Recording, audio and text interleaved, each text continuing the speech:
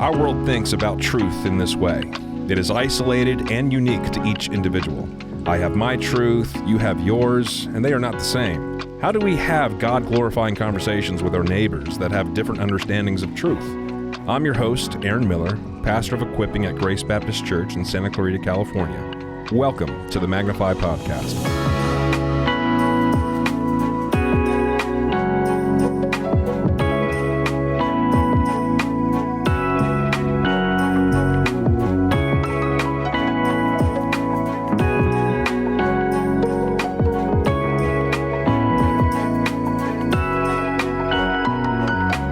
Welcome to another week of the Magnify podcast. I am joined this week by two guests. One of them you know very well. It's Pastor Jared Burkholder, and I'll allow him to introduce our other guest here in a minute. But Jared, thanks for being here. Thanks. It's really a privilege to get to be here and have this conversation. In our previous episode, I was joined by Pastor David Hegg as we were unpacking the first topic of our Foundations of Faithfulness, the topic of truth. And he walked us through what is meant by living in a post-truth world and the implications that that has on the Christ follower living in the age in which we live. We unpacked certain aspects of the biblical worldview. And in some ways, it kind of, I think, was helpful, definitely, but could feel philosophical and maybe high in the air. I want to bring it down to the ground just on a more of a day-to-day level, and how we walk in the truth and how we filter through the lies that our people walk in on a Monday through Friday, week-to-week situation. And so, Jared, before we get into it, will you introduce our guest? Yeah, we are super blessed to have with us here today our newest ministry partner, Jen Kittner. Jen comes from the world of academia and is being sent by Grace and another church to go to the Arabian Peninsula to be involved in theological education among the unreached. And so we're just excited to have her as part of our ministry team, but then also have her here and to join in this conversation with us. Thanks for being here, Jen. It's good to be here. Thanks for being here. I kicked it off previous episode. We kicked it off with the topic of truth, and I asked Pastor Hegg, what is meant by living in a post-truth world? When I've heard him say that, I've heard other pastors say that, what is meant by that? How does that strike you when we talk about living in a post-truth world? What does it even mean? Yeah, I think we live in a world that just thinks about truth very differently, perhaps, than other generations have thought about it, right? Mm-hmm. So it's not uncommon to hear people talk about their truth, they're living their truth, they're expressing their truth. And so sometimes I think the way culturally or popularly people think about truth is they think about it as kind of an isolated lily pad. So you have your truth and I have my truth, which kind of denigrates the reality of absolute truth. So there's really nothing that coheres or brings together differing worldviews and different aspects of truth, which makes it impossible then for us to have a conversation at the meta level. You have yours, I have mine. I can be sympathetic to what you believe, but it doesn't really have any bearing on what I believe. Right. And the moment we talk about truth, it assumes something. Mm-hmm. Right. That there is untruth, truth, non-truth. Right. Yeah. Right. Falsity, falsehood. What are some of those falsities that I think our culture assumes to be true? I think one is that happiness is the ultimate pursuit, that whatever makes me happy is what is right. Right. And that's a truth claim. Absolutely it is. How does that tend to dictate one's life? I've said for our local area, it seems like what dictates the lives of our people in our town is recreation and beauty. Mm-hmm. Those are the drivers. And so that dictates their ultimate purpose and their meaning and their calendar and their checking account, et cetera. I think another aspect of it to build off of what Jen was saying was, and Carl Trueman talks about this in the book, The Rise and Triumph of the Modern Self, which David referenced in the last episode.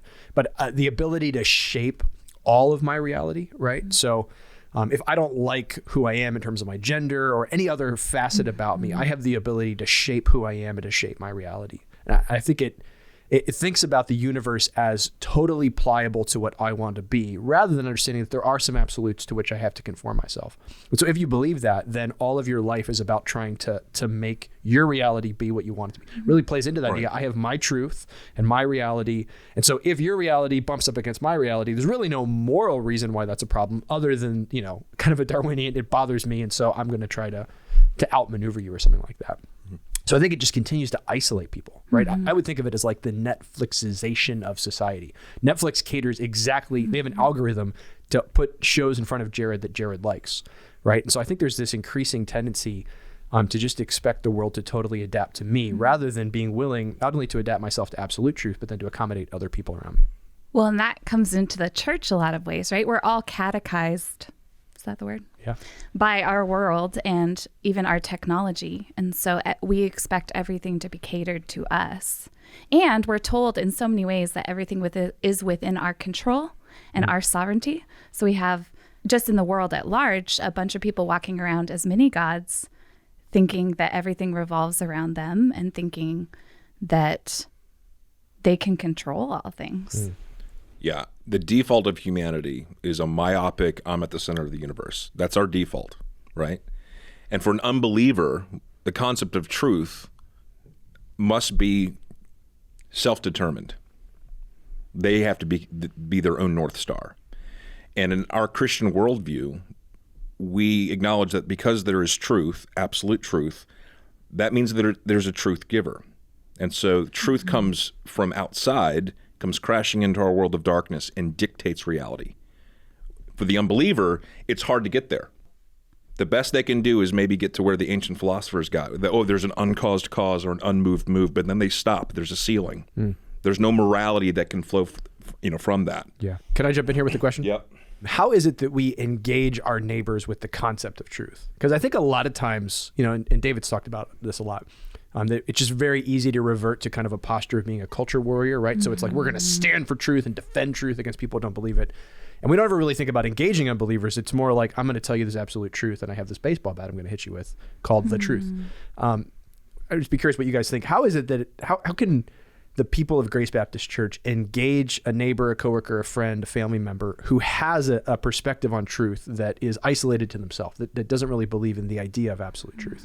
How is it that you can begin to move towards someone and have a worldview conversation with them if that's what they believe? I think you need to be observant, and you need to be able to ask really, really good questions. All that orient around how's that working for you? Because something everyone has a set of drivers in life, right? And those drivers are dictating our day to day.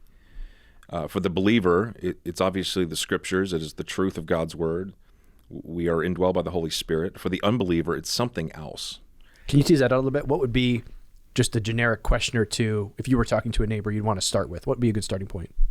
Well, I think sometimes it's driven by circumstance and subject matter. And so if I have a neighbor and they recently lost a loved one, there's a set of questions and there's an approach that I can have with them that meets them on a human level that I just trust and I know that we have that in common. And so while we don't worship the same God and believe the same things, I know that in their humanity they are suffering, and I can meet them on that common ground. And that's what Paul models in Acts 17 on the Areopagus. Yes. Right? And so there's that common ground where he's bringing the conviction of the gospel into human conflict. And it's that convergence point. And you don't have to seal the deal. You don't have to launch into a gospel monologue. You're asking good questions, and you're almost planting seeds along the way, hoping that it would lead to another set of questions or conversations. And so it's more than just pre-evangelism. You're looking to convert maybe a moment, or looking to convert a conversation, or convert a relationship before you're getting that conversion point with Christ. Which is why I think it's so important to be conversant in the gospel narrative. I think sometimes when we think about evangelism, we tend to think of like a script, like you go from point 1 to point 2 to point 3. Whereas if you're conversant with a gospel narrative, you can jump in at any point, right? So if you're talking to someone who's experienced loss, you can talk about the brokenness of sin, right? If you're talking about the existence of the divine, you can start with the reality that God exists, right? If you're talking about something that's redemptive, even like a movie or something like that, you can start with the idea of redemption and kind of work your way back out to the gospel. And to your point, it's not having one end-all be-all conversation. It's having an ongoing set of conversations. I'd be curious what you think, Jen. How is it that you can talk to somebody who has a different understanding of truth?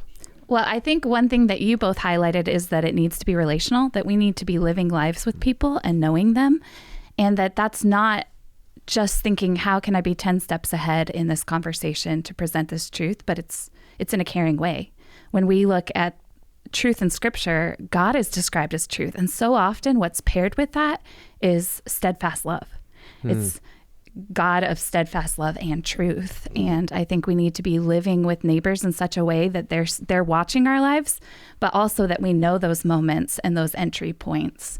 And they're going to know the difference if it's, we want to show you in this moment that we're right and you're wrong, and we're righteous and you're not, or if it's a genuine love and affection for them that wants to see their flourishing. And I've been thinking a lot about the aesthetic of truth recently, right? Because I think you're right. A lot of times when we interact with unbelievers, it's about winning, right? And that's our culture war. It's I want to either win, or I want to talk louder than you so that it feels like I win, as opposed to evidencing, okay, in love, I want to show you that what we believe is fundamentally beautiful, right? And so the person of Christ is beautiful, and having a narrative that makes sense of your world is way more beautiful than you trying to make internal sense, right? Because that just wreaks havoc on people. Yeah, and that's really important, because I think when people think of truth, immediately it's an abstraction. It's a cerebral topic. And we want to be able to show that it's not just something that we know, it is something that fashions and forms our lives. And so when it becomes an ethic, it's gone beyond just this is what I believe and this is what I know. Now it's an ethic.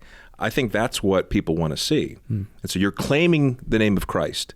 You're claiming to be a Bible-believing person that believes what the Bible is proclaiming. What does that then translate into? Well, it's usually going to be in moments of suffering and sorrow and just general conflict that's going to bear witness to itself. Yeah, I was thinking about something you said earlier. I've been reading a book by Sam Chan called How to Share Jesus Without Being That Guy, which is just a phenomenal book. And he talks a lot about asking good questions, right? That a lot of times when we pontificate, it feels like we're doing good evangelistic work and that the angels are clapping in heaven. But in reality, we're not really getting anywhere with somebody because they kind of tune us out, right? We've all been pontificated at. Whereas if we learn how to ask good questions and engage a worldview, it not only helps us understand the person we're relating to, but Chan makes a point in the book that when you do that well, most people who aren't sociopaths are going to then at the end of those questions begin to ask you questions about what you think, right? So to really genuinely in love, try to figure out what someone believes. One has the opportunity to reveal logical inconsistencies in what they believe, but it really does open up the opportunity for them to go, okay, that's what I believe. Now, what do you believe, right? And you have a chance to talk about the ethic and the aesthetic of God's truth, right? In a previous episode, I had mentioned that, we are all of us in our humanity put in the sandbox of humanity by God, which is a beautiful thing because that means that we have that in common, no matter who we are, where we're from, what time period we're from. Like I can read an ancient document in the Old Testament, and though it was written by Moses thousands and thousands and thousands and thousands of years ago, it conveys because it was written by a human hand with a human mind, and it conveys. And that's how language works. And so I've not moved beyond it. I've not become wiser than something that's ancient. It conveys. And my point in that is that we are imago Dei. We are made in God's image, all of us. And that gives us access to meet people in their humanity, in their need, and wherever they are. How then does the truth move from being an abstraction down to an ethic that we can identify with and people can identify with as well? I mentioned the book, What You Can't Not Know, that being a very important premise. There are things that people just can't not know. And if they're honest with themselves, they have to acknowledge that they have come from somewhere and they are going somewhere. And there are all sorts of implications and consequences in the mix of that. Yeah, I mean, I think it really ties into identity and purpose for the Christian, right? So my identity isn't any number of good but flawed things that other people or the people around me would reach for. So whether it's, and we talked about this before, whether it's politics or career or family or hobbies or retirement, all good things potentially in themselves, but not ultimate things, right? And so for the Christian, it's really rooting in who has God made me to be? And that's directly tied then to what has God made me to do, right? God has made me to image him. So how do I do that, right? How do I represent, like if that was the ethic that constrained the way I thought about how I work and how I drive and how I talk to my neighbor and how I spend my money, that I am here, I'm breathing for the purpose of imaging the goodness of God to the world around me. I do feel like that would change the way that we live. And so, like we've been saying, truth isn't an abstraction that we just celebrate at church, put on the shelf and go to work on Monday. It really has to shape everything about me, which is really hard, but that's the beauty of discipleship, right? Because discipleship is us lovingly shoving the implications of truth into each other's lives. So one way the Imago Dei would be lived out in life, let's say, is as I'm having conversations with neighbors who have a completely different view of life and truth and humanity, I understand that they're made in the image of God. And that I don't know, I'm made in the image of God and that I'm dependent upon him. So I don't know these things because I'm wiser or better. And so that helps me be patient with them, knowing that they need God's truth. And that they have dignity, right? Yes. Yeah. I think another way is confessing our sins or asking for forgiveness. I had an interaction on a plane where somebody had like shoved my bag and I got irritated and snarky, and it wasn't maybe what some people would have displayed, but he knew I was angry. And thinking about that on the plane, I thought, man, I'm here to image God. That's my point. What would he think I'm living for? What would he think about my God after that interaction? And I thought this could be kind of weird, but like I was valuing papers in my bag over a human being. And I was like, I need to ask for his forgiveness. And so I did afterwards. I just said, you know what? Like, I'm sorry I got so irritated. That was just papers. Like, you're a human. I care more about you. Will you forgive me? Did he just look at you? No, he was like, thank you, but I'm sorry I messed up your papers. I needed to be more thoughtful of you. And it wasn't like I was trying to convert him, but it was just this moment of understanding my image bearing and his image bearing and realized I wasn't living in light of that. So what does the truth look like then? To confess that and to say that. That's a great point, because I think sometimes we get too granular in what our purpose is. We only think about the moment of conversion, right? And I think in our head, we do a calculation on return on investment, that if this person's not going to get saved right now, it's really not worth talking to them. Whereas if I believe that it's my privilege to image God in everything that I do, then that infuses not just the people around me with dignity, but acts like that, right? So I get to show a person dignity, and that honors God, even if the end result is they don't walk off the plane a Christian or something like that. And again, I just think that elevates all the small stuff that we get to do in life. Whereas if my purpose in life is to win people to Christ, and that's it, and I only do that a couple times a year, then everything else I do is wasted. But if my purpose is to image God, then the raking of the leaves and the conversation with the guy on the plane and how I treat the barista all matter a lot, because I'm imaging God in those conversations. And here's what's beautiful about that. You can trust that. You can trust the systems that God has given us to not just reveal the truth, but to live and walk in the truth. Yeah, that's good. This all makes me think of Rosaria Butterfield too. I don't know if you guys have ever read The Secret Thoughts of an Unlikely Convert. Yeah. Like just how that church engaged her as a homosexual professor. Like the guy wrote her a letter that was so kind, but so firm on the truth that like she had all the fan mail, all the hate mail, and didn't know what to do with this letter and wanted her desk clean. So kept throwing it away, but kept going back to it. And they walked with her for probably like 2 years. It makes me think about, what does that look like on the ground? It looks like her blowing up at him for his beliefs, and then his wife baking her bread and him bringing it over and dialoguing some more. And simple things, simple things. But I think sometimes we think that we have to do one or the other, right? I either have to blow people up or I have to absolutely affirm them. Right. And so we're left, kind of vacillating between the two. So I'm over affirmative when I shouldn't be more convictional. I'm way too convictional and angry when I should be loving. And I think the example of Christ is that there was this embodiment of the personification of love tied to conviction, right? I think that's a great example of what it looks like to walk faithfully with an unbeliever. Or your question about the kids reminded me of a story of a professor talking about like a homosexual couple with kids moving in across the street and then making the decision of like, we want to know them, which means having them over to dinner. But what does that look like for our kids too? Because we want to put truth and Christ on display for our kids too. So having a conversation with them about God's design and what God created but that we love our neighbors across the street, and that it's for mommy and daddy because it takes wisdom to know when and how to have those conversations, not for you. I think an issue to think about in terms of application in this conversation is, let's say I'm talking to a neighbor or a friend, and as happens, their worldview is just spilling out all over the place in the conversation.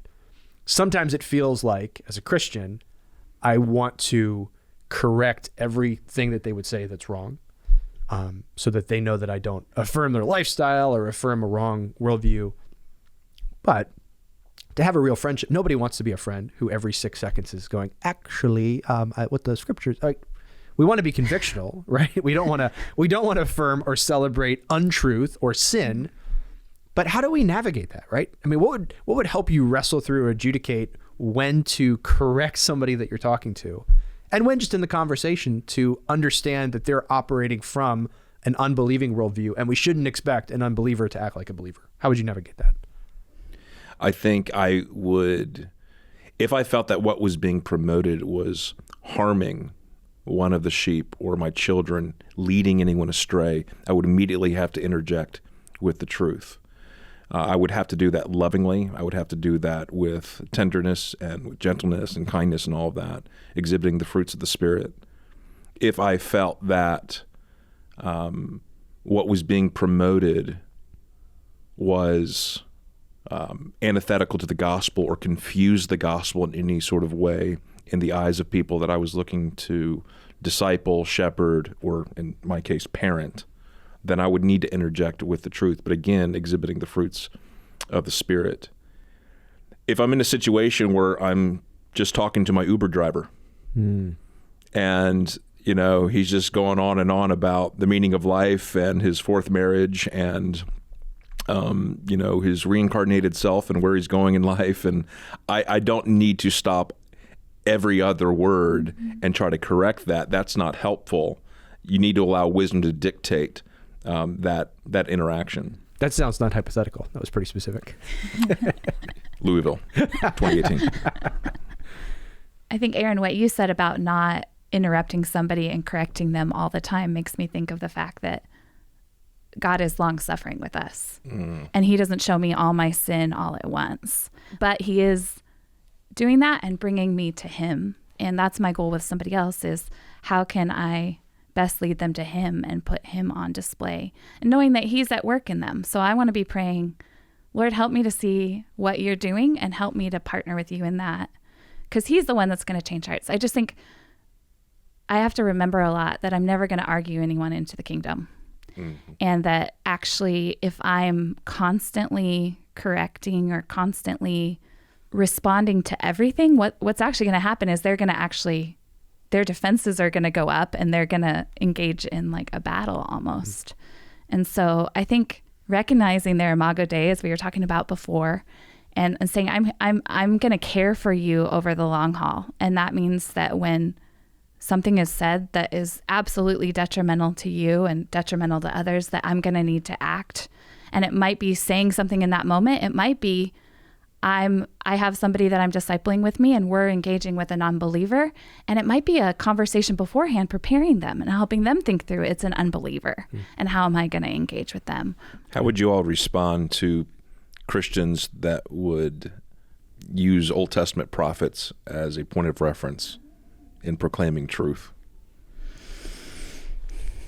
Well, men and women of God, they proclaim truth. They stand in the face of it. What do you say to them? I think just to be direct, I think there's a particular arrogance in posturing yourself as a prophet, as someone who was chosen by God in a particular contextual time and given a particular message to say. And I just think we have to recognize there's probably a little bit of arrogance in my heart to see myself in that light. And also a massive misunderstanding of the Old Testament. Right, right. And what Revelation is about. And to not, again, see that in the scope. We don't just have the Old Testament prophets. We have the Old Testament prophets. They're extremely vital. We have other instructions about how we interact with unbelievers. And Jen, I was thinking as you were talking, it matters not just that we hold on to and defend the truth. It matters that we do it in the right way.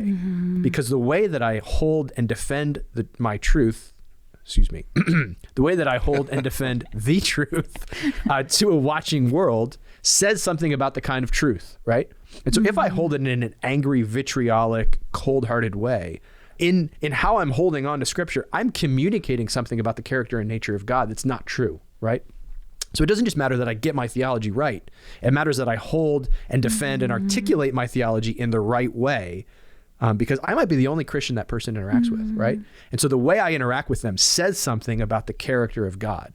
And so it's not just that intellectually I have to get God right. I have to image God well. Otherwise, people are going to see an idol. They're going to see a misrepresentation of what God's actually like. Can we go back to social media here for a second? I think that's a platform that our people are very active in, in good ways, but also in not so good ways. What are some ways we can encourage our people in how to use social media when it comes to standing for and in the truth?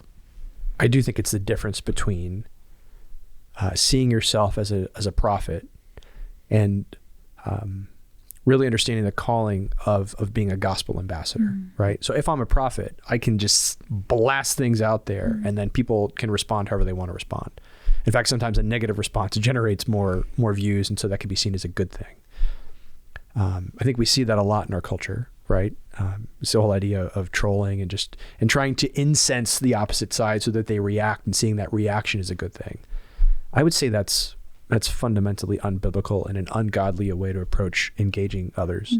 So I would say that if the end goal, again, is to have ongoing relational conversations, then my goal in posting anything that could be controversial or that could push back on the ethic of the world around me would be to take that conversation offline as fast as possible. I think we could all recognize very few of us have had profitable dialogue online. And I think if we're really honest, even the dialogue that we get into, just because someone's responding doesn't necessarily mean it's profitable. There tends to be a mindset and a posture when you're interacting with people online that is not to engage and love them, it's to fight them. It's just harder to do over a cup of coffee face to face, right? And so if my goal is to image God well, is to showcase the ethic and aesthetic of the truth, then my goal in posting anything would be, how do I have a real conversation with a real person as fast as possible? And if that's not possible, then I have to ask myself, why am I posting this?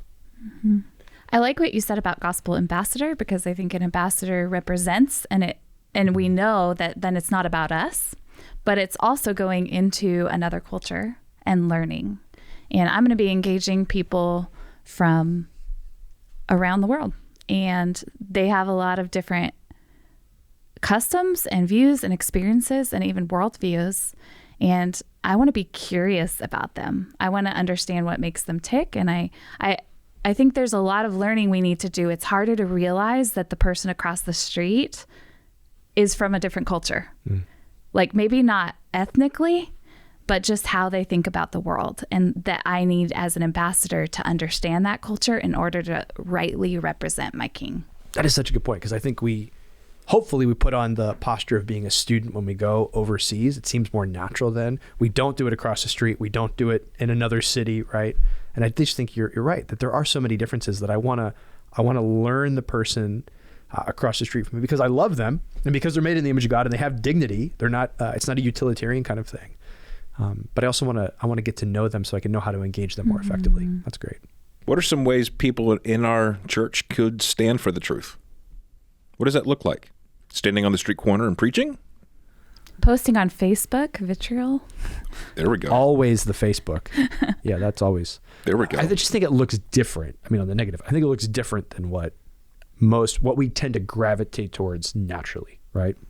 I always like to suggest that you work to be smaller, more local, more next door. More relational. Right? Yeah. When I'm trying to fight a national battle on social media, I can't meet anyone out on that plane because it doesn't exist. Yeah. That's a stage I think we have that's to too big. admit that sometimes that's just for me, right? I want to feel vindicated in being right. And I think if we were to start with what's true, and then how do I help those who don't believe what's true, obviously through the Spirit of God, I wouldn't start by posting on Facebook or shouting at someone on a street corner. That wouldn't be the tool that I'd reach for immediately. I think what we're suggesting is that when you stand for the truth, it may not look like you're standing necessarily. That's good. Well, and it might be that you're in a workplace and something's going on that you can't be a part of. And it's in that moment recognizing I have to take the consequences. or even the reproach of the world for standing for truth. And standing for truth may be quitting, or it might be saying, I can't do that. I'm sorry. I would suggest that when you asked forgiveness of that man that shoved your bag around on the airplane, that you stood for truth. Mm-hmm. Why? Because you were living the truth. You were demonstrating a life living the truth.